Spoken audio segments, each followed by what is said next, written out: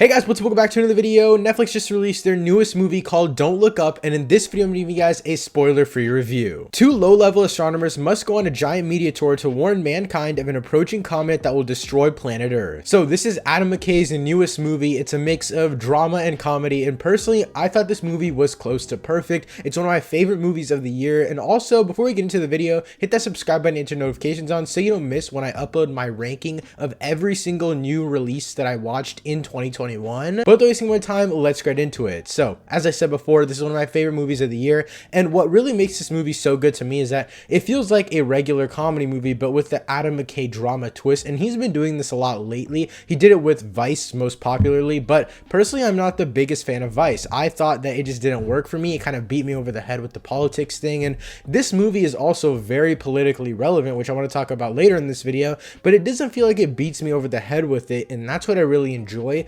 Feels like it shows every side of it, and it doesn't feel like it's pushing an agenda as much as it's just using like political stuff for comedy. And on top of that, I think that's just the Adam McKay style. You can definitely tell his directing style in this movie, which isn't a bad thing. Personally, I really love his directing style when it's meshed into comedies and drama mixed together. It just works really well. The opening of this movie before the title card rolls in is so great. It really intrigues me a lot, and it's basically the entire synopsis I just told you, and the rest of the movie is a pretty basic storyline. It's just two astronomers going on a media tour, but what makes this movie so good is the fact that all of these different characters are in here. We know that this movie has an absolutely loaded cast, from Ariana Grande to Jonah Hill to Leonardo DiCaprio, Jennifer Lawrence, and just a buttload of people in this cast, and all of the characters are very important to an extent. They show a different side of society, they show a different role that everyone plays, and it works really well in my opinion. But speaking of the performances, I have to say Leonardo DiCaprio is going to get another Oscar nomination for this one. I think he deserves a high place in the nominations.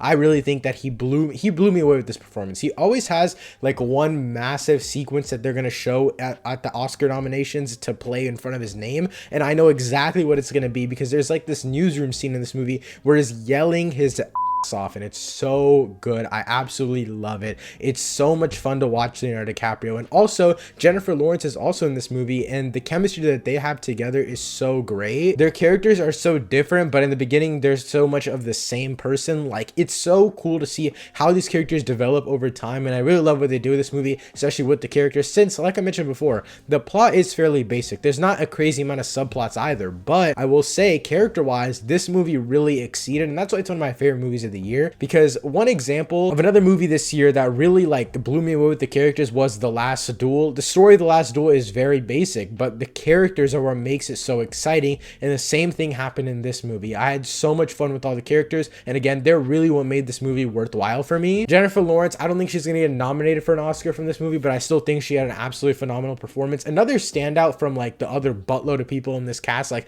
literally Kid Cudi's in this movie for a little bit. Like, there's so many people, but another standout has to be Timothy Chalamet. I'm not a massive Timothy Chalamet fan. Of course, I love Dune. I love him as Paul Atreides, but this movie, he's a very small role. He's like basically only in the third act. He's just another side character, but he's really good in what he does. I think also Jonah Hill was a great standout. And another thing I really love about this movie is the fact that it really just, it obviously is a comedy, but it pushes the dramatic side in terms of how do you want to live the rest of your life? You only have 6 months left. What do you want to do with it? And we also see at some points there's riots. We see some people with their families.